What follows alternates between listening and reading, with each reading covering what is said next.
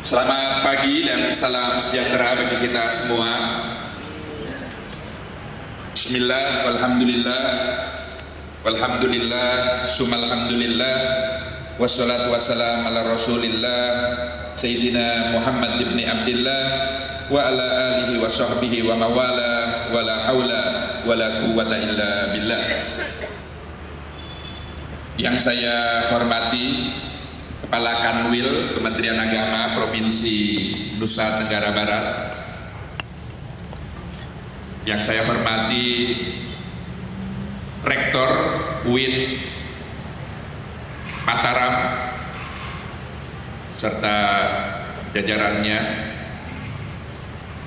yang saya hormati Inspektur pada Inspektorat Jenderal Kementerian Agama, yang saya hormati para Kakanwil terdahulu, ini juga beberapa hadir bersama kita, alhamdulillah.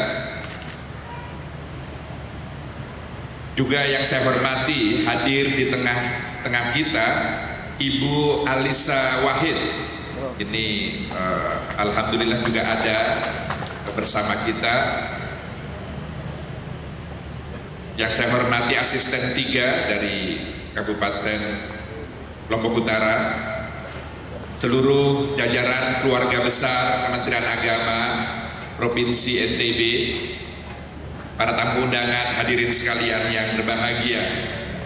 Pertama, tentu saya merasa bersyukur bahwa pagi hari ini saya bisa hadir di sini dalam rangka penandatanganan prasasti Madrasah Aliyah Negeri Insan Cendekia di Lombok Utara, di Lombok Timur, mohon maaf, ini karena baru mendengar Lombok Utara telah menghibahkan tanah kepada kita, jadi masih terbayang Lombok Utara. Jadi kita bersyukur bahwa MAN-IC, Madrasah Aliyah Negeri Insan Cendekia, dari waktu ke waktu terus bertambah jumlahnya. Dan di Nusa Tenggara ini, khususnya di Lombok Timur, beberapa waktu yang lalu kita baru saja memulai MAN-IC kita untuk agar supaya para generasi muda, anak-anak kita khususnya yang ingin mendalami ilmu keagamaan, ilmu keislaman pada jenjang madrasah negeri itu secara khusus bisa lebih kita fokuskan, karena MAN-IC memang Insan Cendekia, maksud saya difokuskan untuk bagaimana seluruh siswa-siswi yang ada itu mereka berasrama, sehingga lalu kemudian proses pendidikan yang mereka alami itu diharapkan bisa lebih intensif. Dan tentu ini adalah bagian dari upaya kita bersama, bagaimana kita menciptakan generasi yang akan datang agar lebih mampu merespon tantangan zamannya. Karena tentu semua kita dituntut untuk bagaimana agar generasi pelanjut kita tidak hanya mampu menjaga dan memelihara nilai-nilai baik yang telah diwariskan oleh para pendahulunya, tapi juga mereka dituntut untuk mampu mengembangkannya sesuai dengan realitas yang mereka hadapi, sesuai dengan dinamika perubahan masyarakat, situasi dan kondisi yang dihadapinya. Hadirin sekalian yang berbahagia, kita juga bersyukur Lombok Utara telah menghibahkan tanah untuk madrasah, dan kita semua di Kementerian Agama memang sejak beberapa waktu yang lalu secara khusus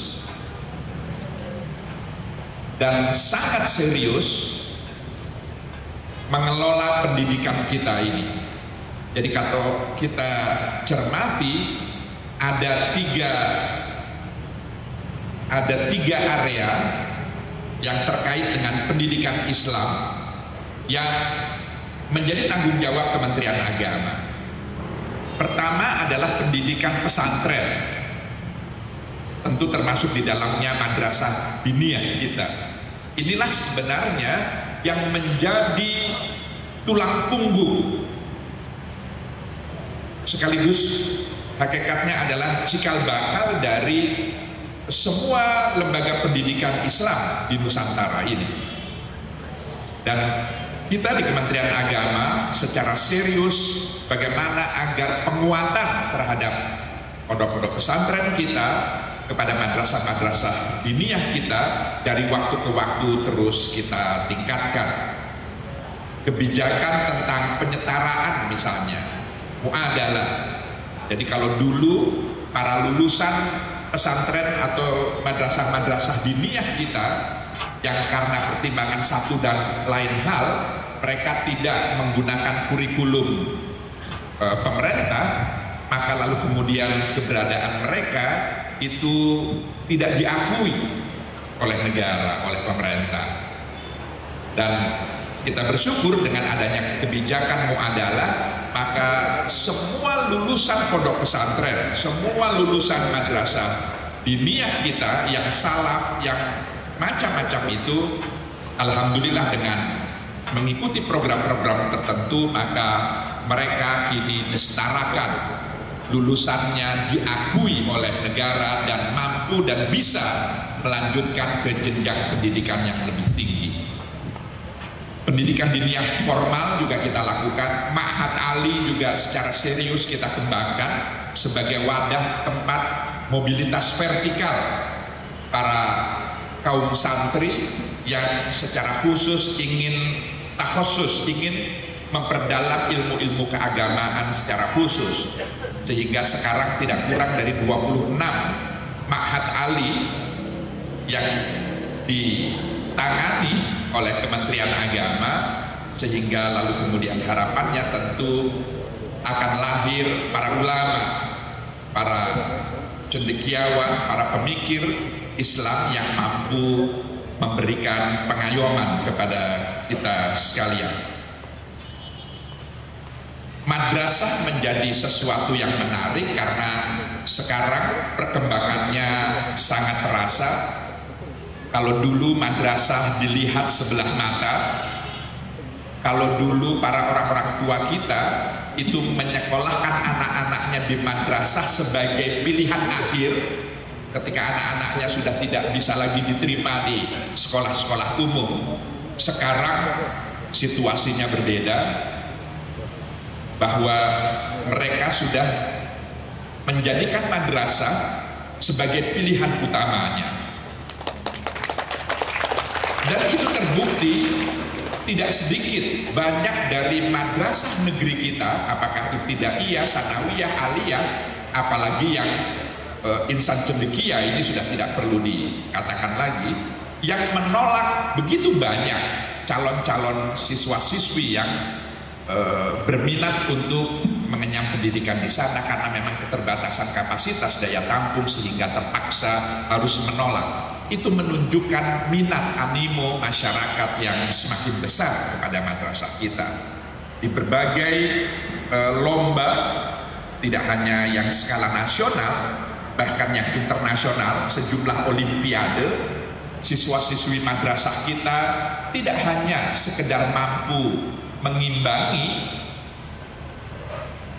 para siswa-siswi sekolah-sekolah umum, tapi bahkan mereka mampu mengungguli dengan meraih berbagai macam kejuaraan, lomba-lomba matematik, fisika, robot, dan lain sebagainya. Jadi ini tentu sesuatu yang patut kita syukuri, dan karenanya menjadi kewajiban kita untuk bagaimana perubahan ke arah yang lebih baik ini terus bisa kita pelihara, kita rawat, sehingga tentu harapannya ke depan kualitas pendidikan keagamaan di tanah air ini semakin membaik. Sekedar menyampaikan tahadus bin nikmah, juga perlu diketahui bahwa perguruan tinggi keagamaan Islam kita pun juga mengalami lonjakan kemajuan yang cukup signifikan. tidak kurang dari selama 3 tahun pemerintahan Bapak Presiden Joko Widodo dan Yusuf Kalla ini, alhamdulillah telah kita bangun 64 gedung kuliah, baik di STAIN, di IAIN maupun di UIN kita yang tersebar di seluruh wilayah Nusantara ini. Dan ini juga sekaligus menunjukkan betapa perubahan yang terjadi di perguruan tinggi keagamaan Islam kita itu mengalami perubahan yang cukup pesat. Tidak hanya bangunan fisik yang bisa kita lihat secara langsung, tapi juga kualitas lulusan-lulusan mereka itu juga kemudian secara setahap demi setahap terus mampu mengejar ketertinggalannya, sehingga sekarang dalam berbagai penilaian yang dilakukan oleh Badan Akreditasi Nasional, posisi kita perguruan tinggi keagamaan Islam negeri kita itu alhamdulillah sudah setara dengan sejumlah perguruan tinggi umum yang ada di tanah air. Hadirin sekalian yang berbahagia, kali ini di Nusa Tenggara Barat ini kita akan meresmikan tidak kurang dari 15 kantor urusan agama kita. Jadi selama 3 tahun perjalanan pemerintahan 2014-2019 ini tidak kurang dari 839 KUA yang sudah kita bangun, dan itu belum terhitung 15 yang ada di NTB ini, jadi tinggal ditambahkan saja 15. Jadi ini adalah sesuatu yang patut kita syukuri, dan KUA yang ada di seluruh wilayah tanah air ini kita akan lebih optimalkan, lebih kita maksimalkan peran dan fungsinya, tidak hanya sebagai kantor tempat kita mengurusi hal ihwal keagamaan masyarakat kita di wilayahnya masing-masing, tapi secara khusus KUA kita akan lebih kita berdayakan sebagai tempat pendidikan, sebagai tempat pelatihan, setidaknya terkait dengan 2 hal. Pertama adalah tempat bimbingan manasik haji. Mengapa bimbingan manasik haji? Karena kita menyadari betul bahwa haji setiap tahun mengalami lonjakan yang luar biasa. Kita adalah negara dengan jumlah kuota haji terbesar di dunia. Jadi potensi haji ini sesungguhnya luar biasa untuk mengubah kondisi kehidupan masyarakat kita. Karena haji itu sebenarnya tidak hanya semata dimaknai sebagai seseorang yang telah berkesempatan pergi ke tanah suci lalu kemudian melakukan ibadah makdom, manasik haji secara apa yang kita pahami bersama. Tidak hanya itu pemahaman kita, tapi kita harus dengan penuh kesadaran betul-betul mampu menciptakan haji-haji yang mabrur itu. Apa ukuran kemabruran itu? Ukuran kemabruran adalah apa yang sebagaimana yang disampaikan oleh Rasulullah. Sederhana saja ketika sahabat menanyakan kepada Rasul, "Ya Rasul, apa tanda ciri-ciri dari kemabruran haji itu?" Rasul lalu kemudian menjawab, "It'amut ta'am wa ifsahus salam." It'amut ta'am, memberikan makan kepada orang lain, itu adalah simbol dari kepekaan, kepedulian sosial terhadap lingkungannya. To'am, kenapa to'am? Kenapa makanan? Karena itulah kebutuhan fisik setiap manusia. Jadi artinya haji-haji yang mabrur ini adalah ketika mereka kembali ke tanah airnya, mereka mampu mewujudkan dirinya sebagai orang-orang yang mampu menebarkan kemaslahatan bagi lingkungannya. Jadi aspek sosial itu luar biasa besarnya. Dan yang kedua, ifsahus salam, menebarkan salam. Salam itu maknanya sangat luas, kedamaian. Jadi setiap haji, setiap orang yang pulang dari tanah suci, mereka hakikatnya adalah agen-agen perubahan untuk menebarkan kedamaian.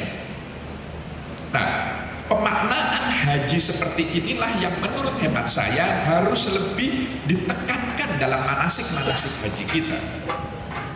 Dan keberadaan kantor KUA dengan bangunan yang baru sekarang harus betul-betul bisa dimanfaatkan sehingga bimbingan manasik haji itu tidak hanya semata terkait dengan persoalan ritual upacara keagamaannya saja, meskipun itu tentu sesuatu yang penting yang tidak boleh dihilangkan.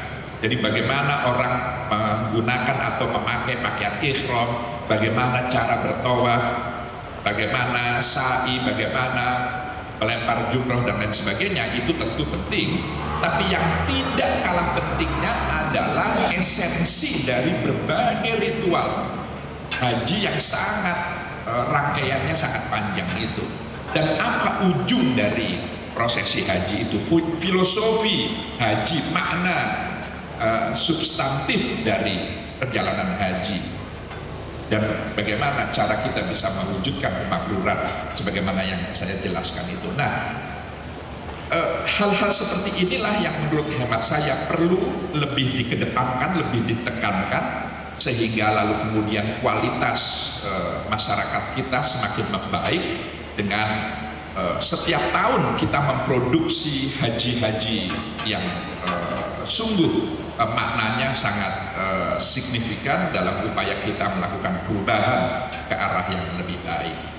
Maka diperlukan adanya gedung, bangunan, ruangan yang nyaman sehingga bimbingan manasik haji itu bisa dilakukan sebagaimana yang kita harapkan.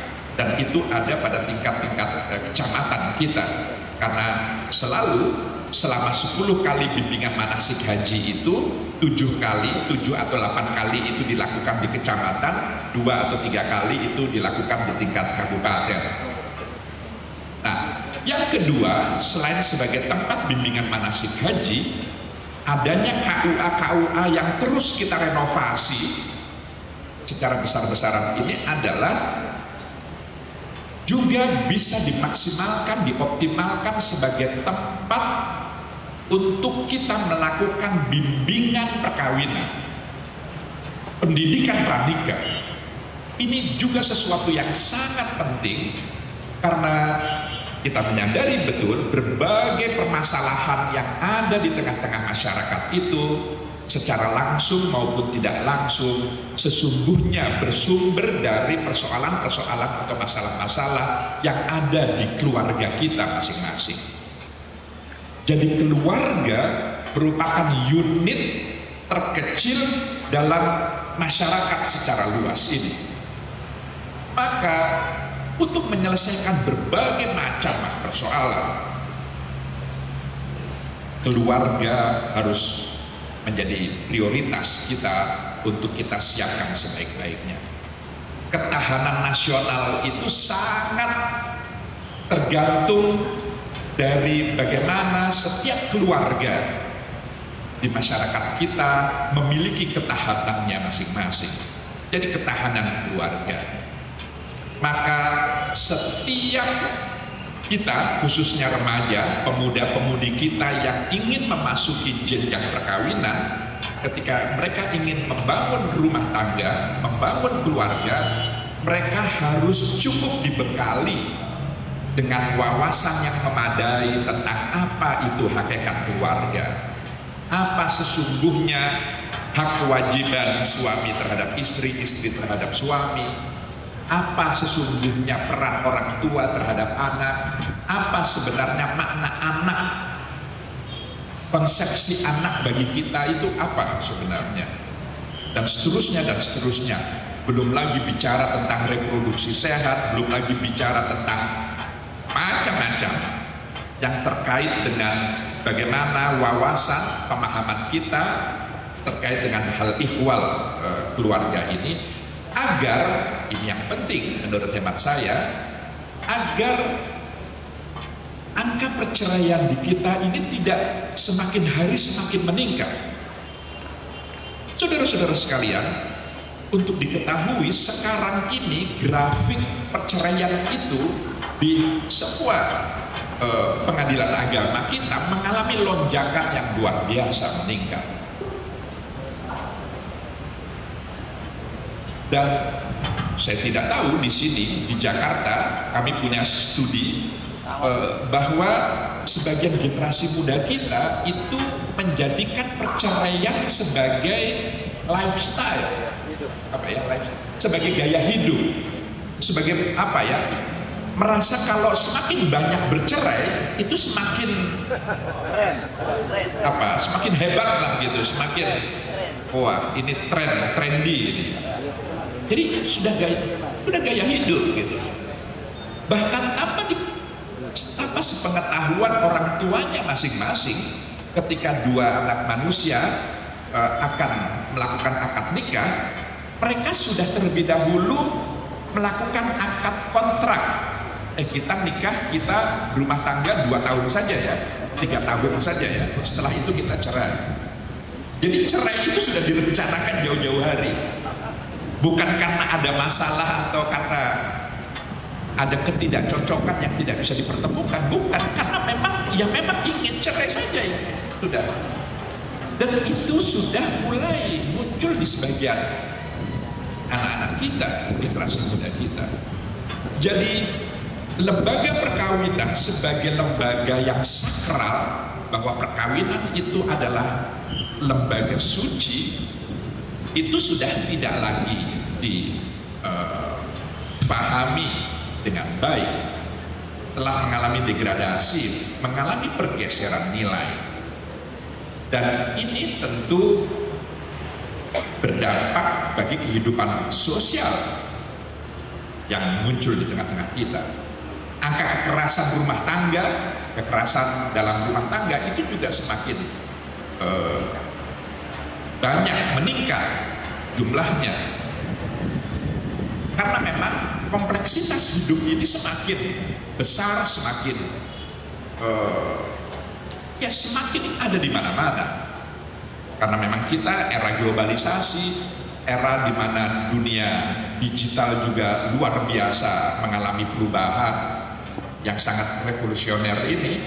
Jadi memang tantangan sekaligus tekanan hidup itu memang semakin kompleks, semakin tidak sederhana. Percepatannya itu luar biasa, dan ini secara langsung mengancam ketahanan keluarga. Maka bila setiap pasangan-pasangan muda ini tidak dibekali dengan pendidikan pranikah, dengan bimbingan perkawinan, maka kita amat sangat mengkhawatirkan munculnya gejolak sosial yang semakin besar, yang semakin berat untuk kita hadapi di masa-masa yang akan datang. Karenanya kita di Kementerian Agama secara serius menyusun sebuah program bagaimana agar penyiapan pasangan-pasangan muda kita ketika memasuki jenjang perkawinan ini bisa lebih baik, sehingga perlu disiapkan modul-modul yang baik, kurikulum, program pelatihan, sehingga harapannya tentu mereka setidaknya memiliki wawasan yang memadai ketika mereka lalu kemudian menjadi seorang suami atau menjadi seorang istri, menjadi orang tua bagi anak-anaknya. Bapak, Ibu, saudara-saudara sekalian yang saya hormati, selama ini kita terlalu menghabiskan seluruh energi, potensi kita terkait dengan pendidikan anak. Betul, pendidikan anak itu memang sangat perlu, sangat penting. Tapi pendidikan bagi orang tua itu juga tidak kalah pentingnya. Bahkan menurut pandangan saya pribadi, pendidikan orang tua jauh lebih penting daripada pendidikan anak. Karena hanya dari orang-orang tua yang baik sajalah akan lahir anak-anak yang baik. Maka menjadi orang tua harus dididik. Tidak bisa seperti yang selama ini terjadi. Kita semua menjadi orang tua itu ya terjun bebas saja. Tidak ada yang mendidik kita secara terstruktur, sistematis, terencana dengan baik. Tapi kita trial and error saja. Langsung tiba-tiba kita menikah, tidak tahu apa itu rumah tangga, mungkin apa sih sebenarnya mendidik anak. Bagaimana konsepsi anak menurut kita? Menurut Islam anak itu apa? Apakah itu cobaan? Inna amwalakum wa auladukum fitnah. Apakah itu fitnah? Cobaan bagi kita. Fitnah dalam konteks apa misalnya? Atau itu sesuatu yang berkah anugerah dari Allah yang dititipkan, amanah yang dititipkan kepada kita, atau apa? Sehingga lalu kemudian kalau pemahaman kita tidak tepat terhadap anak, maka perlakuan kita terhadap anak pun juga bisa bermacam-macam.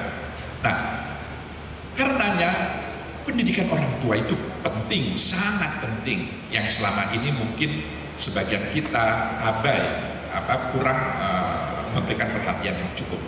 Karenanya bimbingan perkawinan, pendidikan pranikah sesungguhnya dimaksudkan juga sebagai wahana cara kita untuk bagaimana mempersiapkan para orang-orang tua ini, sehingga harapannya tentu kita adalah sebagai orang-orang yang mematuhi apa yang difirmankan oleh Allah Subhanahu wa Ta'ala dalam kitab sucinya yang mengatakan wal yahsyal ladzina law taraku min khalfihim dzurriyyatan di'afa khafu 'alaihim.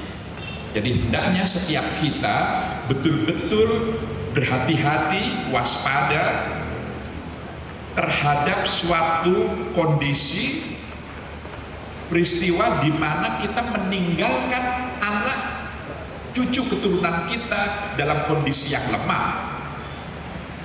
Jadi kita, Al-Quran sudah memperingati betul hal itu, dan karenanya keberadaan KUA sekali lagi kita maksudkan untuk bagaimana dia juga bisa dijadikan tempat untuk para pasangan-pasangan muda kita mendapatkan wawasan, mendapatkan pengetahuan, mendapatkan pendidikan sebelum mereka memasuki jenjang perkawinan, pernikahan. Hadirin sekalian yang saya hormati, inilah yang ingin saya sampaikan dalam kesempatan yang baik ini. Jadi poin yang ingin saya sampaikan adalah segala sarana prasarana yang kita bangun dalam bentuk fisik, dalam bentuk gedung, bangunan dan lain sebagainya, hendaknya tidak hanya dimaknai dalam perspektif lahiriah saja. Justru yang harus lebih kita tekankan adalah yang sifatnya fisik itu sebenarnya medium saja, sarana saja. Tapi yang lebih utama adalah bagaimana kita mengisinya itu. Bagaimana kita memanfaatkan gedung-gedung yang baru, bangunan-bangunan kantor-kantor kita, sehingga nilai kemanfaatannya betul-betul bisa kita maksimalkan, bisa kita optimalkan, sehingga apa yang ya selama ini menjadi nilai kita di Kementerian Agama, integritas, profesionalitas, inovasi, tanggung jawab dan keteladanan itu betul-betul mampu kita wujudkan, sehingga harapannya tentu manfaatnya bisa dirasakan oleh masyarakat sekitar. Saya pikir inilah yang ingin saya sampaikan dalam kesempatan yang baik ini. Mudah-mudahan sekali lagi apa yang dilakukan oleh keluarga besar Kementerian Agama Nusa Tenggara Barat selalu on the track, Saya merasa bersyukur saya mendapatkan laporan tidak hanya dari Inspektorat Jenderal tapi juga dari beberapa yang lain. Alhamdulillah NTB ini termasuk provinsi yang cukup baik. Jadi saya mohon betul, kondisi seperti ini tentu tidak jatuh dari langit begitu saja. Ini karena buah dari para pendahulu kita yang telah menanamkan, yang telah menyemai nilai-nilai kebajikan yang sekarang buahnya kita rasakan. Maka saya titip betul kepada seluruh jajaran Kementerian Agama di NTB ini untuk dua hal. Pertama, jaga dengan baik nilai-nilai yang baik ini, warisan yang baik ini, bahwa kita sudah on the track, perubahan yang kita lakukan ini sudah mengarah ke arah yang lebih baik. Dan yang kedua, pesan saya, kita tidak cukup hanya menjaga dan memelihara, tapi kita juga dituntut untuk wal ahzu bil jadidil aslam, berinovasi, berkreasi, melahirkan hal-hal yang baru, yang lebih aslam, yang lebih memiliki nilai kebermanfaatannya bagi masyarakat lingkungan kita masing-masing. Inilah yang ingin saya sampaikan, dan akhirnya dengan senantiasa memohon ridho dari Allah Subhanahu wa Ta'ala, maka dengan mengucapkan Bismillahirrahmanirrahim, Gedung MAN Insan Cendekia di Lombok Timur serta 15 kantor urusan agama yang berada di Provinsi NTB pada hari ini secara resmi saya nyatakan dan dimulai penggunaannya. Mudah-mudahan Allah Subhanahu wa Ta'ala, Tuhan yang Maha Kuasa, senantiasa memberikan kita kekuatan agar kita terus berkemampuan menjalankan amanah yang ada pada diri kita masing-masing. Demikian saya akhiri. Wassalamualaikum warahmatullahi wabarakatuh. Dilanjutkan dengan penyerahan aset dari pemerintah daerah. Peresmian gedung baru MAN IC di Lombok Timur. Tentu ini adalah berkah anugerah dari Allah Subhanahu wa Ta'ala yang harus kita syukuri, dan cara kita mensyukurinya adalah dengan cara bagaimana kita bisa memanfaatkan gedung-gedung itu untuk hal-hal yang bermanfaat. Jadi semua kita, khususnya para pendidik, para guru, dan terutama para murid-muridnya, para siswa-siswi seluruh MAN IC, untuk betul-betul mampu menjaga, merawat gedung ini, tidak justru dari waktu ke waktu semakin memburuk kondisinya, tapi harus semakin membaik. Jadi itu cara kita menunjukkan rasa syukur kita. Dari gedung yang tadinya hanya 1 menjadi 2, dari 2 menjadi 4, dari 4 menjadi 8, dan seterusnya. Dari yang tadinya warnanya kusam menjadi warnanya lebih baik, dari yang tadinya peralatannya sederhana menjadi peralatannya semakin lengkap. Jadi cara kita bersyukur itu tidak hanya sekedar menjaga apa yang ada, tapi juga harus mampu mengembangkannya. Dan mudah-mudahan semua itu bisa kita lakukan, karena saya percaya betul para guru-guru di MAN IC, para pendidik, juga para siswa-siswinya dan para wali murid punya komitmen yang sama bagaimana kita bisa mewujudkan rasa syukur itu dengan cara seperti itu. Ya. Apakah ada program khusus dari Kementerian Agama untuk Madrasah Insan Cendekia? Iya, jadi MAN IC ini sangat bagus sekali prospeknya, masa depannya, karena sekarang reputasinya, prestasinya itu sudah mampu mengungguli sekolah-sekolah umum. Jadi kita akan memperbanyak model MAN IC ini ke provinsi, ke kabupaten, kota yang lain yang belum ada MAN IC-nya. Jadi kita akan terus mengembangkan ini sehingga generasi muda Muslim semakin besar aksesnya, kesempatannya untuk mendapatkan pendidikan pada sebuah lembaga pendidikan yang berkualitas baik. Ya, cukup? Cukup ya? Terima kasih, Naya. Ayo. Acara ramah tamah, kami persilahkan kepada Bapak Menteri Agama untuk menuju ke tempat ramah tamah di gedung belakang. Aku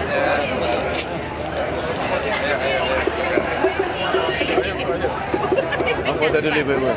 Ini, sana pengen.